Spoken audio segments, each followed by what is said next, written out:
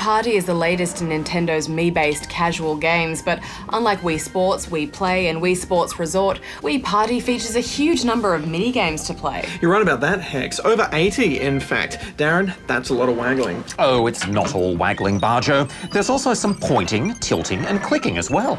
With 80 mini-games, you can forgive Nintendo for missing the mark on a few of them. There are quite a few games that rely on nothing more than sheer luck, such as one that sees the players simply choosing a firework and then waiting to see which one explodes last. It's not fun having a game play itself for you, even if you've got friends over. The different multiplayer modes are all pretty awful. One mode sets everything up like a board game with players trying to win mini-games to gain extra rolls of the dice. Another is a bingo game with random balls challenging all players to win mini-games. All the mini-games are unlocked to begin with and divided into the different number of players required for each, so you can tackle them at your leisure. I really didn't like the Wheel of Fortune game though, that was particularly bad.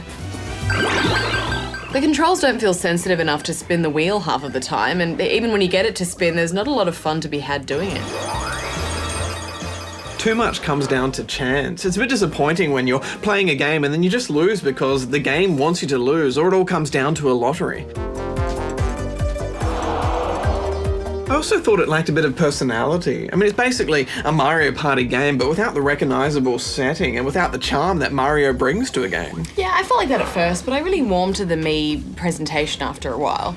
It is a game for a bunch of friends and family to get together and play, so being able to make your own Mii really makes sense, and I think ultimately it adds to the experience.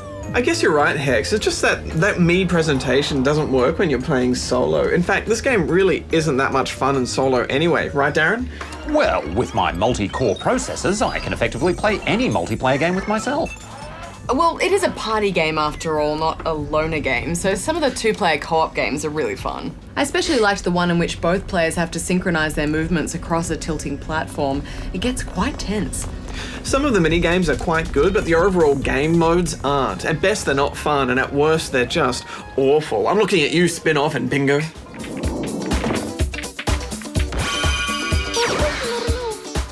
Yeah, those two modes are pretty bad, but if you skip them and just go straight to the individual games, you know, there's still some fun to be had with friends or family, so I'm gonna give it 5.5 out of 10 rubber chickens. I find it really hard to recommend. Even though there is a little bit of fun in co-op and multiplayer, there's just not enough game here. I'm giving it 5 out of 10 rubber chickens.